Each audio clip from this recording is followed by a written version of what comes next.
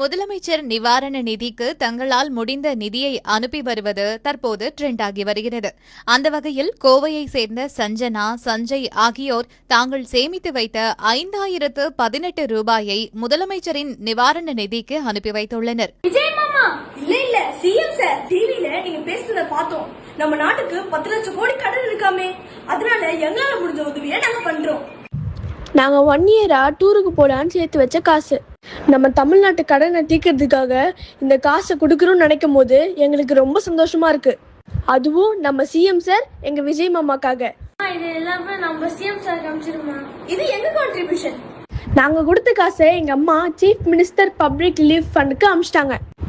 நாங்க விஜய் மாமாக்காக லெட்டர் எழுதிருக்கோம். இதை நாங்க கண்டிப்பா அவர்கிட்ட கொடுக்க போறோம். நீங்க எங்களுக்காக நிறைய செய்யறேன்னு சொல்லிருக்கீங்க, அதை நீங்க கண்டிப்பா செய்வீங்க. நாங்க எப்பவுமே உங்களோட இருக்கோம். We stand for CM sir.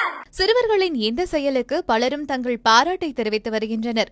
தமிழ்நாட்டின் கடன் சுமையை அறிந்து பலரும் முதலமைச்சரின் நிவாரண நிதிக்கு பணம் அனுப்பி வருவது குறிப்பிடத்தக்க ஒன்று.